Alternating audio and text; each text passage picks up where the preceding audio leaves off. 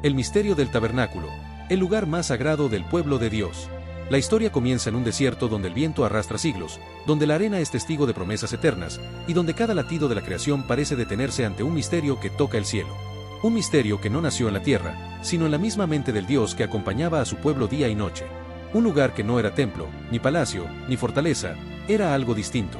Más profundo, más santo. Era el tabernáculo. Imagina este momento. El horizonte tiembla con el calor del sol, la tierra se abre en tonos rojizos y dorados, y el campamento de Israel se extiende como un océano vivo, miles de tiendas dispuestas en un orden perfecto, como si la armonía misma hubiera descendido para habitarlos. Y en el centro, en el corazón de aquel pueblo peregrino, un espacio vacío esperaba la instrucción divina. Ese vacío no estaba silencioso, estaba expectante, como si supiera que algo del cielo estaba por tocar la tierra. Fue en ese ambiente donde Dios dio una orden que cambiaría la historia espiritual del mundo. Háganme un santuario, para habitar en medio de ustedes.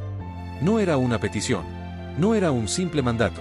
Era la declaración más íntima del Dios eterno, su deseo de morar con su pueblo, no desde lejos, no desde alturas inalcanzables, sino en medio, entre ellos, entre sus pasos cansados, sus dudas, sus errores, su fe tambaleante.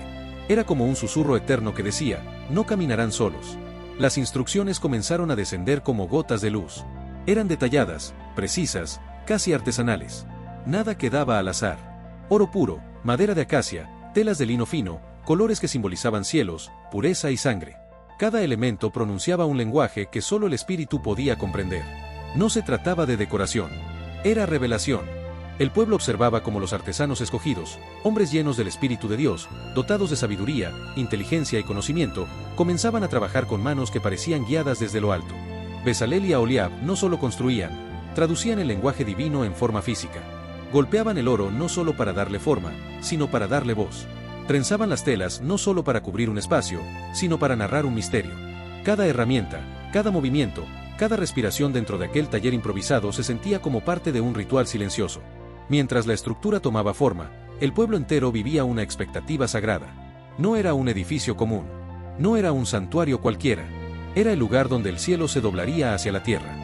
El sitio donde la presencia misma se haría visible, donde una nube se posaría sobre el campamento durante el día, y una columna de fuego los iluminaría en la noche. Era una casa que nadie podía visitar sin comprender antes que adentrarse en ella significaba cruzar un umbral invisible, donde lo eterno rozaba la piel humana. La primera vez que el tabernáculo se alzó completo, el desierto se transformó en un escenario sagrado. La luz del amanecer se reflejaba en las láminas de oro, los colores de las cortinas parecían respirar, y el silencio que lo rodeaba no era ausencia de sonido, era reverencia. Cada tribu se acomodó alrededor, como si cada familia fuera una estrella formando constelaciones alrededor del santuario del universo. Y entonces ocurrió. Una nube descendió desde lo alto, cubierta de luz, espesa, viva, como si fuera el mismo aliento de Dios. El pueblo cayó de rodillas. Moisés quedó inmóvil. El cielo y la tierra se encontraron en un punto exacto, en un instante preciso, y el tabernáculo quedó lleno de la gloria divina. No había espacio para otra cosa, ni para palabras, ni para dudas, ni para temor humano, solo para la certeza de que Dios había elegido morar allí. No era magia, no era misticismo, era comunión. Desde ese día, la vida del pueblo cambió para siempre. El tabernáculo no era solo un lugar para presentar sacrificios, era un recordatorio visual y palpable de que la presencia de Dios caminaba con ellos. No importaba cuántos kilómetros avanzaran, cuántas batallas aparecieran, cuántos días fueran largos y pesados. Dios estaba en medio, y su casa levantada entre tiendas frágiles demostraba que lo sagrado no siempre se manifiesta en palacios, sino en los lugares donde hay obediencia, humildad y propósito. La estructura tenía zonas, pero más que espacios, eran niveles espirituales. El atrio exterior, donde el pueblo observaba el sacrificio y la purificación, el lugar santo, donde resplandecía la luz del candelabro y se elevaba el incienso, y más allá, detrás del velo, donde ningún ojo humano podía entrar, estaba el corazón del misterio, el lugar santísimo. Allí, en ese recinto pequeño y perfecto, se encontraba el Arca del Pacto. Una caja de madera recubierta de oro que no era valiosa por sus materiales, sino por lo que representaba, el pacto entre Dios y su pueblo, la promesa escrita en tablas de piedra, la memoria viva de que Dios no olvida, no abandona y no miente. Las alas de los querubines cubrían la tapa, como si guardaran un secreto que solo el cielo podía pronunciar. Y entre esas alas, en ese espacio vacío que era más lleno que cualquier tesoro, descendía la presencia divina. No había trono visible. No había forma humana. No había ídolo, porque el misterio de Dios no cabe en imágenes. Solo una luz, una gloria, una densidad espiritual que hacía temblar los huesos. Quienes observaban el tabernáculo desde afuera veían una tienda. Pero quienes comprendían su propósito sabían que estaban frente al punto de encuentro entre la eternidad y el tiempo. Cada vez que la nube se movía, el pueblo levantaba campamento. Cada vez que la nube se detenía, ellos descansaban. Era como si Dios marcara el ritmo de su vida diaria. Como si el corazón del cielo latiera en el centro del campamento. Los ancianos se sentaban por las noches a recordar la primera vez que lo vieron. Decían que el desierto nunca volvió a parecer vacío. Que incluso en la soledad más profunda, podían sentir que la presencia divina habitaba entre ellos. Que cada amanecer tenía un brillo distinto desde que Dios puso su casa entre sus tiendas. El tabernáculo no solo fue una estructura, fue una declaración de amor.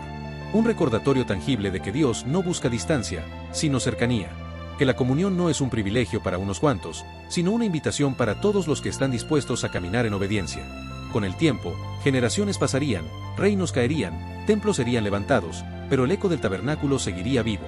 No como un recuerdo arqueológico, sino como un susurro eterno que habla del deseo de Dios de habitar entre los suyos, en medio de su vida cotidiana, en el desierto de sus luchas, en el silencio de sus noches, en cada paso incierto de su camino. Y aunque el tabernáculo fue desmontado, trasladado y finalmente reemplazado por el Templo de Jerusalén, su mensaje nunca desapareció. Sigue resonando hasta hoy. Porque el tabernáculo no fue una estructura. Fue una promesa. Una revelación. Un misterio que continúa invitando a quienes se atreven a buscar la presencia divina no en lo grandioso, sino en lo íntimo. El sol comenzaba a descender sobre el desierto, tiñendo el cielo de colores que parecían pinceladas divinas. Los tonos naranjas, púrpuras y rojizos bañaban el campamento con una majestuosidad silenciosa, pero en el centro de aquel inmenso paisaje de tiendas, el tabernáculo resplandecía como si tuviera luz propia. Ningún otro lugar tenía ese brillo. Ninguna estructura humana podía reflejar así lo eterno. Al caer la noche, un silencio solemne recorría el campamento. El sonido de los pasos disminuía, las conversaciones se apagaban, y el pueblo sabía que se aproximaba uno de los rituales más sagrados, la entrada del sumo sacerdote al tabernáculo. En ese momento, miles de corazones parecían latir al mismo ritmo, como si todos compartieran el mismo aliento. El sumo sacerdote caminaba lentamente hacia el santuario. Sus vestiduras, cuidadosamente confeccionadas, hablaban un lenguaje espiritual que muy pocos comprendían por completo. Sobre su pecho llevaba el pectoral del juicio, con 12 piedras preciosas que brillaban bajo la luz de la luna, cada una representando a una tribu de Israel. No entraba solo, simbolizaba a todo un pueblo. No daba pasos humanos, daba pasos espirituales que lo acercaban al umbral entre lo visible y lo invisible. Cuando cruzaba el atrio exterior, el aroma del sacrificio purificado aún impregnaba el aire. El altar de bronce parecía haber absorbido cientos de súplicas, agradecimientos y arrepentimientos. Pero más allá del fuego y el humo, el sacerdote se acercaba a la fuente de bronce, donde el agua reflejaba las estrellas como si fuera un espejo del cielo. Allí se lavaba, no solo para limpiar la piel, sino para simbolizar la pureza interior que se exigía ante lo sagrado. Tras ese acto, el sacerdote se acercaba al primer velo, la entrada al lugar santo. Al mover la cortina, la luz del candelabro iluminaba el espacio con un brillo cálido y constante, un fuego que jamás debía apagarse. Aquella luz no solo alumbraba el recinto, representaba la presencia eterna, el fuego que arde sin consumirse, el recordatorio constante de que Dios está vivo. Que Dios camina. Que Dios ve. El sacerdote respiraba hondo. El aire allí dentro era diferente, casi espeso, cargado de significado. Frente a él se encontraba la mesa de los panes de la proposición, donde 12 panes reposaban en silencio, recordándole que el sustento divino nunca falta, que Dios alimenta el cuerpo, el alma y la historia de su pueblo. Y del lado opuesto, el altar del incienso elevaba un humo suave y blanco que ascendía como una oración continua. Cada espiral parecía escribir un mensaje hacia el cielo. Nadie hablaba allí dentro, pero el silencio estaba lleno de palabras espirituales que solo Dios podía leer. Hasta este punto, el sacerdote podía entrar diariamente. Pero más adelante, detrás del segundo velo, estaba el lugar al que nadie más podía entrar salvo una vez al año. El lugar santísimo. El espacio donde el misterio se volvía presencia, y la presencia se volvía gloria. Antes de cruzar ese velo, el sacerdote tomaba el incensario y dejaba que el humo llenara el aire. Ese humo no era un accesorio del ritual, servía para protegerlo. Porque detrás del velo no había símbolos, había realidad divina. Allí se manifestaba una gloria tan poderosa que podía consumir al ser humano si éste entraba sin el debido respeto o purificación. Con manos temblorosas pero llenas de obediencia, apartaba el velo.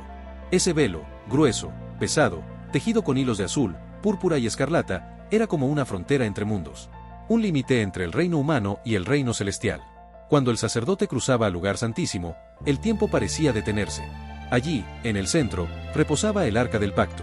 Su forma simple escondía un significado inmenso. No era solo un objeto sagrado, era un punto de encuentro. Una especie de trono invisible donde el Dios del universo descendía para encontrarse con su pueblo. La tapa del arca, el propiciatorio, resplandecía bajo la tenue luz que se filtraba del incienso, y las alas de los querubines se inclinaban como si guardaran un secreto eterno. El sacerdote sabía que estaba frente al lugar más peligroso y más hermoso del mundo. Un espacio donde la santidad no era un concepto, era una presencia viva. Allí podía sentir como su corazón latía más fuerte, como su espíritu se estremecía, como el peso de la gloria divina llenaba hasta el último rincón. En silencio, rociaba la sangre del sacrificio, símbolo del perdón y la restauración, una señal de que el vínculo entre Dios y su pueblo estaba vivo, no roto. Ese momento era el centro espiritual del año. Si ese acto se hacía bien, la bendición descendía sobre toda la nación. Si se hacía con arrogancia, descuido o sin pureza, el resultado podía ser mortal. Pero cuando el acto se completaba, cuando la sangre tocaba el propiciatorio, cuando el incienso seguía elevándose, el sacerdote sentía algo indescriptible: paz. Una paz que no provenía de la ausencia de conflicto, sino de la presencia de Dios. Una paz tan profunda que parecía envolverlo como un manto. Una paz que decía: mi pacto permanece. Fuera del tabernáculo, el pueblo esperaba. Nadie sabía lo que ocurría dentro. Nadie veía lo que el sacerdote veía. Pero todos sentían una tensión sagrada. Aquel hombre, en ese instante, representaba la vida espiritual de toda la nación. Cuando el sacerdote salía, el campamento respiraba aliviado. Un suspiro colectivo, como si miles de corazones se sincronizaran. Sabían que el pacto había sido renovado. Sabían que la presencia divina permanecía en medio de ellos. Sabían que podían seguir avanzando por el desierto porque no caminaban solos. No solo era un ritual. Era un recordatorio de que cada persona, cada familia, cada historia, estaba bajo la mirada y el cuidado de Dios. El tabernáculo se convertía así en el faro espiritual de Israel, marcando su ritmo, su identidad y su esperanza. Con el paso del tiempo, el pueblo empezaba a comprender que el tabernáculo era más que una tienda sagrada, era una enseñanza viviente. Cada espacio hablaba de un principio espiritual. Cada objeto tenía un propósito profundo. Nada estaba allí por casualidad. Era como un mapa del alma humana. El atrio, el inicio del camino. El lugar santo, el sendero de la comunión. El lugar santísimo, el encuentro con la plenitud divina. Era un viaje interior que cada persona estaba invitada a recorrer, aunque de forma simbólica. Pero había algo más que hacía del tabernáculo un misterio tan poderoso: se movía. No era un templo fijo. Era la casa de Dios en movimiento. Cada vez que la nube se levantaba, los levitas desmontaban cada pieza, cada corteza de madera, cada anillo de oro, cada tela sagrada, y la cargaban sobre sus hombros. Y cuando la nube se detenía, volvían a levantarlo, exactamente igual, exactamente perfecto. Dios no los esperaba en un lugar, caminaba con ellos. El tabernáculo se convirtió entonces en un recordatorio de que la presencia divina no está limitada a un espacio, sino que acompaña a quienes caminan con fe. Que la santidad no necesita muros, sino disposición. Que lo sagrado no es estático, es vivo, dinámico, cercano. Con cada amanecer, el pueblo despertaba y miraba hacia el centro del campamento. Y allí estaba la nube, la señal de que Dios estaba en medio. Y mientras esa nube permaneciera, nadie tenía miedo. Porque aunque el desierto era vasto, los peligros abundaban y las noches eran largas, sabían que la presencia divina no dormía. Y así el tabernáculo seguía revelando su misterio, no como un secreto oculto, sino como una enseñanza eterna. Un santuario móvil que decía: donde tú vayas, yo iré.